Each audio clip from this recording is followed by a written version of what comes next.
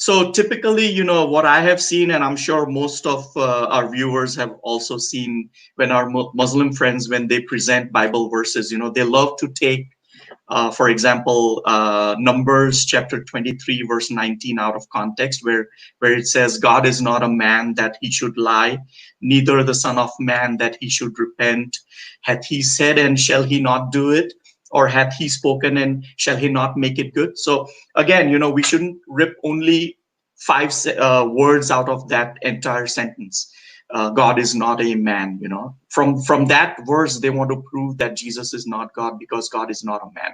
But again, if you just finish reading that sentence, and even if you ignore the surroundings, and that sentence itself gives you the interpretation. What it's trying to tell us is God is not a man that he should lie, right? And he's not a son of man that he should repent. So in essence and nature, God is not a man who will say something but who will not fulfill. As human beings, we make promises and we break them. We also, many a times, we say a lie. So God is not a man like us who should lie or who should make false promises. However, that particular verse in context doesn't restrict God from taking on human flesh if he Exactly. chooses to do so. So that particular verse in no way is implying that God cannot take on a human flesh. So this is one example of how they take verses out of context. And I want to add to what you just said, because context, when it comes to the Bible, it could be Mhm. the immediate context right away, but Mhm. sometimes that chapter, sometimes that particular letter, Mhm. sometimes the author in other Sure. places, sometimes the New Testament, sometimes the Old Testament.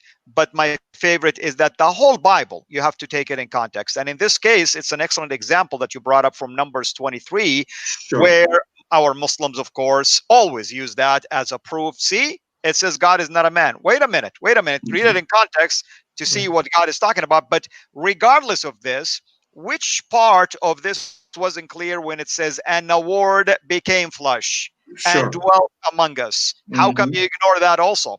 I mean, it Amen. supports what you just said. He's not a man in his nature, but he's telling you that at some point in history, he entered into our time. He took on the likeness of, basically the form of a servant in a likeness of man, and so on and so forth. Sure, sure. And also to add to your literary context and the context of a letter, also the historical context. Sometimes there is a certain circumstance or a situation based on which something was said in the Old Testament or the New Testament. So you have to look at the historical context as well. In under which circumstances was something said in the Old Testament, right? So yes, the historical context is also something that our Muslim friends need to take into account.